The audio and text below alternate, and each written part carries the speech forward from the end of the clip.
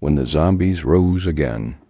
Once upon a spooky Halloween night in the small, foggy town of Willow Creek, three best friends, Liam, Sophie, and Jack, were out trick-or-treating in their coolest costumes.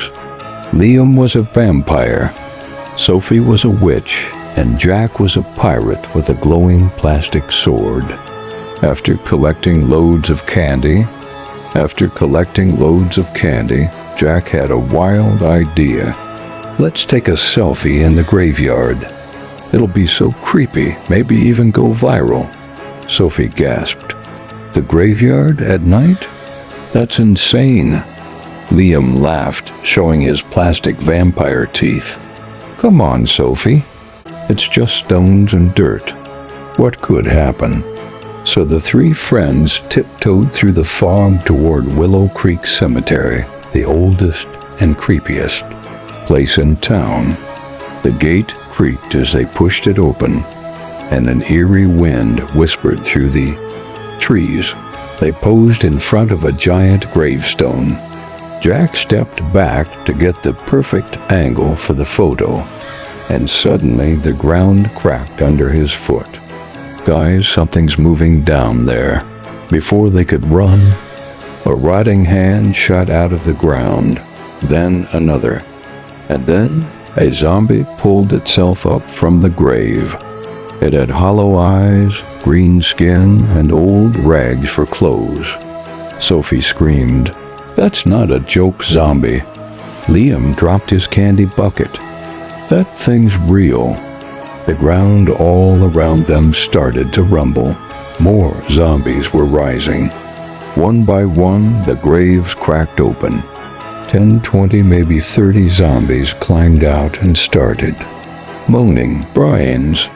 Jack was frozen in fear, but then he looked at Sophie's witch hat. "Sophie, did you bring that spell book from your grandma's attic?" Sophie pulled a dusty old book out of her bag. It had glowing symbols on the cover. "I thought it was just a decoration, but it feels real." She quickly opened it and read out loud. "Mortius rederet etrum dormant." Lightning flashed, the sky roared, and the zombies stopped moving. Their eyes glowed blue, then they collapsed one by one, sinking back into the earth. As the dirt closed over them, one zombie whispered, "We'll be back next Halloween." Back at Sophie's house, the kids opened the book again. The pages were full of strange writing, maps and drawings of zombies, skeletons, and dark magic. "I think this book is real magic," Sophie said, "and it belonged to my grandma." In the attic, they found an old wooden box hidden under some blankets. Inside was a glowing compass and a black stone key shaped like a skull. "This must open something," Liam said. A whole year passed. The kids kept the book secret and never went back to the graveyard. But on the next Halloween night, under a full red moon, the sky turned dark again. The streetlights flickered. The air felt cold. Sophie's eyes widened. The book said the red moon opens the gate again. Suddenly, the ground in the cemetery began to shake. Zombies rose once more this time. They brought skeletons with them.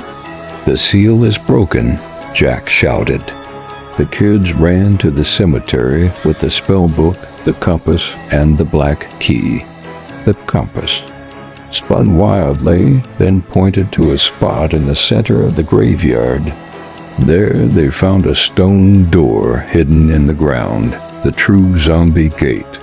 Sophie tried reading the old spell again, but this time the zombies didn't stop.